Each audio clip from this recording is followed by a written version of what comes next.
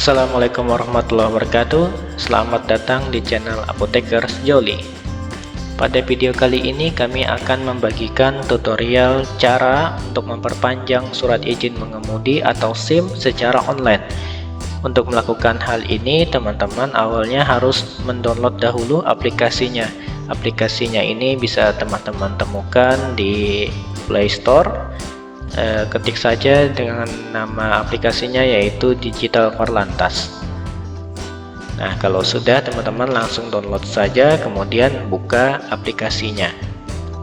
Tahapan awal setelah teman-teman menyiapkan aplikasinya, teman-teman juga harus menyiapkan beberapa persyaratan dahulu. Kami informasikan di awal. Yang pertama itu adalah foto fisik dari eKTP. Nah, itu teman-teman tinggal foto saja pakai kamera HP KTP masing-masing.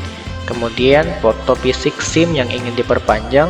Kalau seandainya teman-teman ingin memperpanjang SIM A, ya berarti SIM A nya yang dipoto. Kemudian foto tanda tangan yang ada di kertas putih. Nah, kertas putihnya itu teman-teman siapkan putih polos. Kemudian teman-teman tuliskan saja tanda tangan teman-teman di atasnya, baru kemudian dipoto. Kemudian kita siapkan juga foto dengan background berwarna biru dengan ukuran 480 x 640 megapiksel. Sebagai catatan, foto yang digunakan harus tanpa kacamata, topi, kopiah, ataupun topeng, masker, dan sebagainya. Yang terakhir, kita juga memerlukan sejumlah uang, namun nominalnya ini akan kami sampaikan di akhir setelah teman-teman menyimak video berikut ini. Oke, jika sudah, kita lanjut. Teman-teman bisa langsung melakukan perpanjangan SIM dengan mengklik menu SIM yang ada di sini ya, di bagian tengah layar sebelah kiri. Nanti kalau sudah diklik, teman-teman nanti akan muncul pop-up baru. Nah, yang kita pilih pertama-tama itu adalah menu opsi ya, karena tahapan awal dalam perpanjangan SIM itu adalah tes psikologi sama tes kesehatan.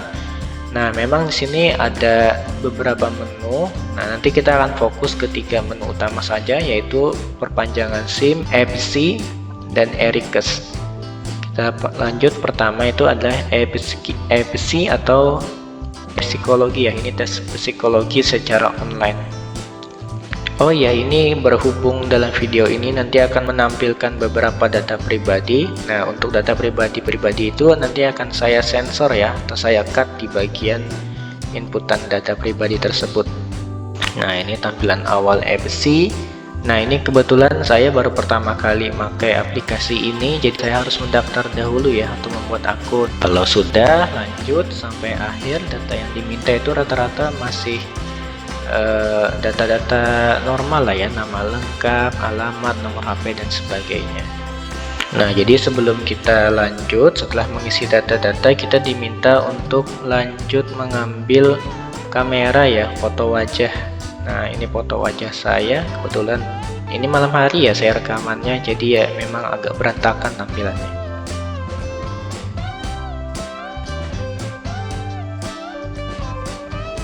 Nah, kalau misalkan sudah selesai terverifikasi, maka akan muncul tampilan seperti ini ya. Artinya akun kita untuk tes psikologi secara online ini sudah digunakan. Oke, lanjut, tinggal kita isi saja seperti alamat email yang tadi kita daftarkan. Klik login. Nah, ini tampilannya ya untuk tampilan awal halaman tes psikologi. Nah, ini kan ada nih pojok kiri atas tes psikologi SIM.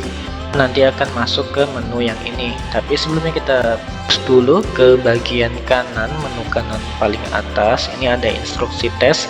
Karena namanya tes psikologi, kayaknya akan susah ya melaksanakannya kalau misalkan kita tidak paham atau tidak mengetahui bagaimana cara melakukan tes itu.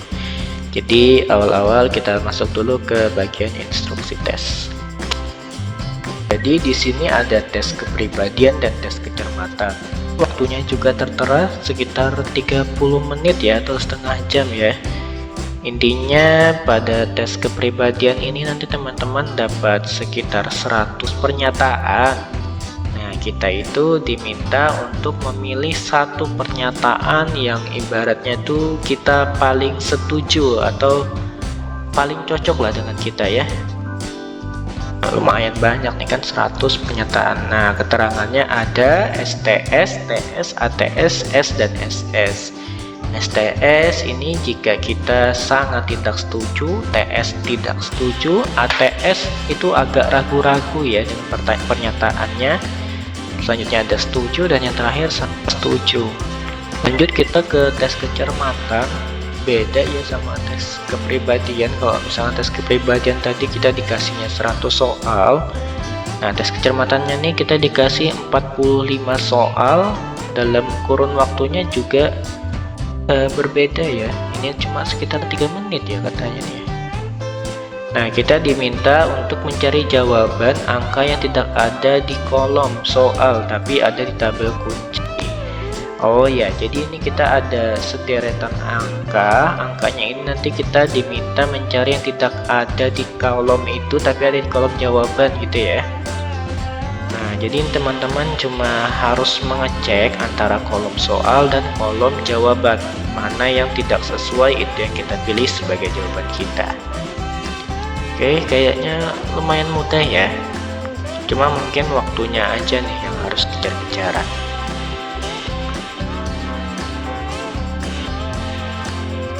Nah, ini ada beberapa contoh soal, nanti teman-teman bisa lanjut baca ya. Kalau sudah memahami instruksi tesnya, lanjut kita ambil tes psikologinya ya di menu kiri atas ini.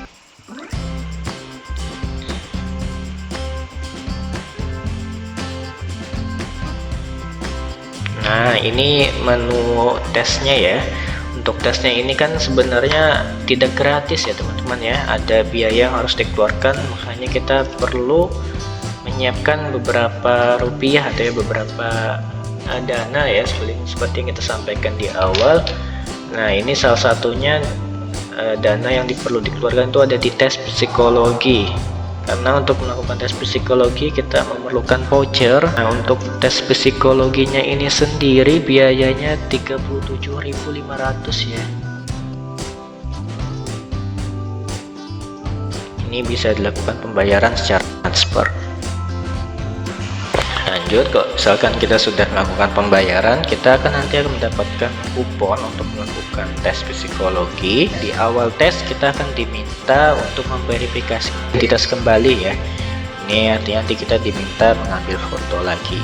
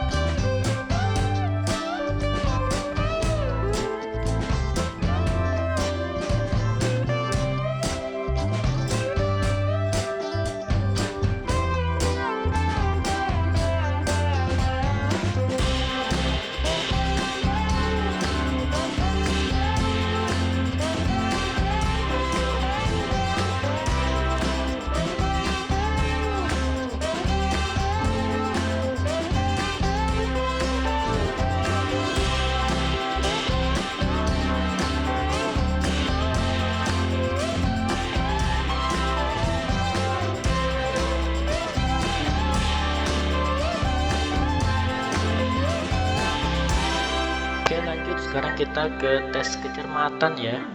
Ini contoh beberapa yang sudah saya kerjakan. Tes kecermatan ini di bagian atas itu ada kunci dan jawaban. Nah, di bagian bawah soal itu ada beberapa angka ya. Contohnya ini angka-angkanya itu kita temukan mana yang tidak sesuai antara yang di soal dengan yang ada di kunci jawaban. Contohnya itu jika seandainya di soal tidak ada nomor 7, teman-teman pilih jawabannya yang A ya, karena di bagian atas tabel itu sudah ada diberi keterangan kalau jawabannya itu adalah 7, maka teman-teman pilih A. Tapi kalau misalkan jawabannya adalah 9, teman-teman pilih B. Begitu seterusnya untuk pilihan C, D, dan E. Intinya teman-teman pilih angka yang tidak ada di soal ya. Salah satu angka itu ada yang tidak ada di soal, itu yang teman-teman pilih sebagai jawabannya. Di soal kan itu cuma ada 4 angka. Nah, di kunci jawaban itu ada 5 angka, berarti ada 1 angka yang tidak termuat di dalam soal. Nah, itulah yang menjadi jawabannya. Teman-teman tinggal sesuaikan A, B, C, D, atau E.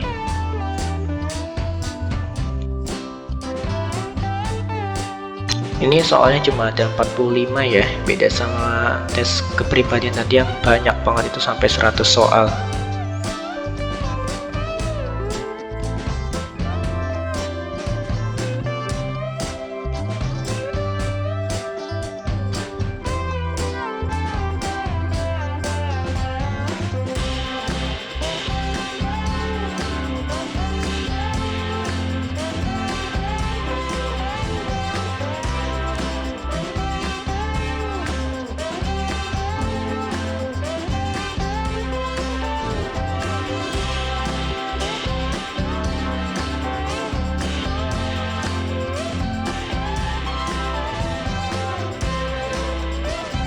Oke, udah itu semua untuk tes psikologi. Lanjut kita tes kesehatan ya. Nah, ini kliknya di menu Erikes. Nah, cuma bedanya untuk tes kesehatan ini sendiri itu tidak bisa secara online ya. Intinya ya namanya cek kesehatan kan kita teknologinya masih nggak bisa ya kalau harus cek kesehatan secara online. Nah, jadi melalui menu Erikes ini kita cuma bisa mendaftarkan saja teman-teman ya. Daftar untuk diperiksakan secara offline juga ujung-ujungnya ya. Kita datang ke fasilitas kesehatan. Nah, di Erikes inilah kita cuma bisa melakukan pendaftarannya saja. Sedangkan untuk tes kesehatannya kita harus datang langsung ke fasilitas kesehatan yang sudah teman-teman pilih. Oke, kurang lebih seperti ini ya tampilan Erikesnya ya. Ini menu pendaftaran, sama tadi kayak di menu EBSI, kita juga harus mendaftar dulu dengan menggunakan email. Kalau sudah terregistrasi baru kita bisa login ya. Nah, ini tinggal diisi saja ya data-datanya. Data-datanya juga masih umum kok, seperti nama, alamat, dan lain sebagainya. Dan jangan lupa nanti teman-teman akan diminta juga memilih fasilitas kesehatan ya, di mana teman-teman akan datang untuk memeriksakan kesehatan kita. Nah, kalau kita sendiri itu ada di Provinsi Kalimantan Selatan, jadi ya nanti tinggal disesuaikan kota Banjarmasin lebih tepatnya. Nah, di kota Banjarmasin ini kan ada beberapa paskes yang bisa digunakan. Nah, jadi nanti teman-teman tinggal pilih mana yang kira-kira aksesnya itu lebih dekat atau mungkin jamnya lebih sesuai dengan jadwal teman-teman ya.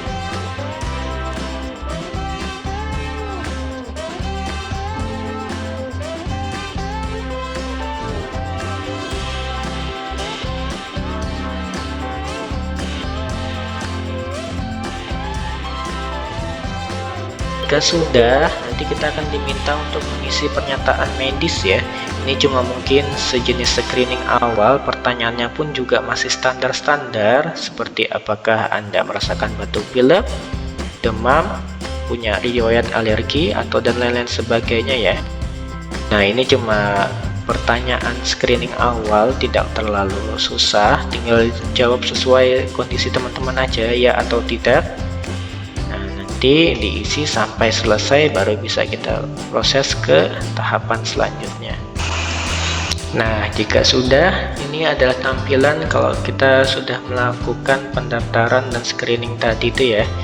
Nah, kalau misalkan ini sudah selesai, nanti teman-teman tinggal datang ke fasilitas kesehatan yang sudah teman-teman pilih nanti sesuai dengan jadwal yang ada tertera di waktu pendaftaran tadi ya.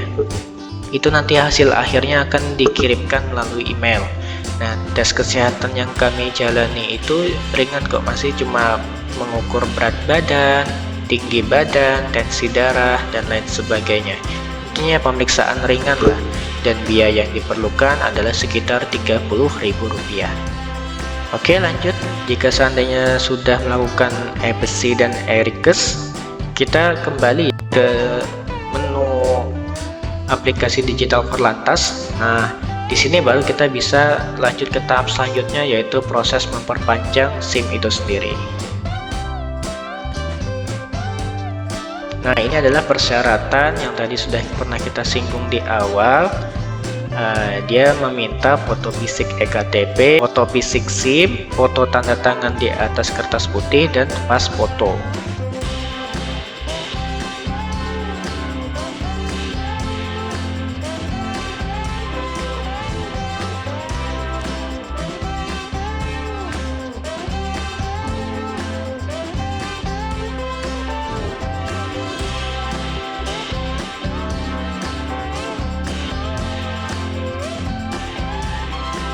Nah, ini kalau misalkan teman-teman sudah memilih SIM-nya, nanti akan diminta untuk mengisi ya hasil tes jasmani atau tes kesehatan sama tes psikologi. Nah, ini untungnya aplikasinya nih udah terintegrasi ya. Jadi kalau misalkan teman-teman sudah melakukan semua tes tadi, itu kita tidak perlu mendownload atau mengupload hasilnya ya. Tinggal teman-teman klik saja di bagian lingkaran kanan ini, nanti hasilnya akan langsung terinput secara otomatis ya. Tinggal kita klik saja satu kali. Nah, ini nanti akan hasilnya akan keluar otomatis dan tercentang ini ya.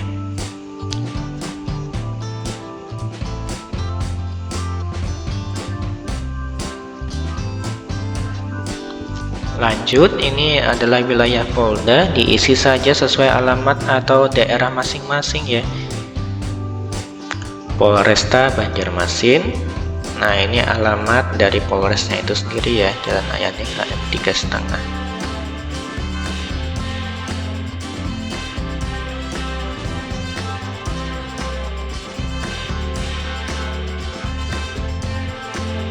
Lanjut, ini adalah permintaan untuk mengisi data rekening pengembalian ya. Dalam artian kalau misalkan nanti teman-teman sudah melakukan berbagai pembayaran, ternyata prosesnya gagal sehingga SIM teman-teman tidak bisa diperpanjang, itu dana yang kita keluarkan itu akan dikembalikan melalui rekening pengembalian ini. Jadi teman-teman pastikan data yang diisi di bagian rekening pengembalian ini adalah nomor rekening yang teman-teman gunakan. Nah, data yang diminta cuma bank tujuan sama nomor rekening. Oke, jika sudah, ini adalah opsi untuk pengiriman fisik SIM-nya itu ya. Teman-teman bisa mengambil sendiri atau bisa diwakilkan. Nah, ini terserah mau dipilih yang mana. Kalau saya itu kebetulan tidak bisa mengambil dan tidak bisa diwakilkan, itu ada opsi lain yaitu menggunakan jasa pos ya, di bagian paling atas Pos Indonesia. Walaupun memang di ujung-ujungnya nanti kita akan dikenakan biaya ongkir lah istilahnya, tapi nggak apa-apa, nanti disesuaikan aja dengan kebutuhan kita masing-masing. Karena saya tidak bisa mengambil sendiri dan tidak bisa diwakilkan, jadi saya pilihnya Pos Indonesia. Kalau teman-teman sudah ngisi data memilih jasa pos, kemudian data-datanya sudah diisi alamat tujuannya, ini akan keluar biaya ongkir ya. Nah, kalau saya milihnya SKH ya, SKH SIM domestik Korlantas, kena biaya 22.500. Nah, ini adalah rincian ya, rincian dari biaya yang digunakan. Itu ada PNBP SIM 80.000, biaya layanan 10.000, dan biaya pengiriman atau packingnya 22.500. Jadi total yang dikeluarkan untuk biaya perpanjangan SIM ini adalah 112.500, dan ini belum termasuk biaya dari tes psikologi dan tes kesehatan tadi ya, sebesar 37.500 untuk tes psikologi dan juga tes kesehatan sebesar Rp30.000. Jadi kalau misalkan kita total lagi, total biaya yang diperlukan itu adalah sekitar Rp180.000.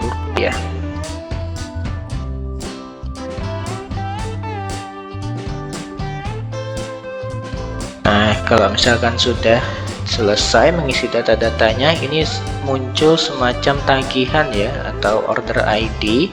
Ini jumlah yang harus kita bayar tadi.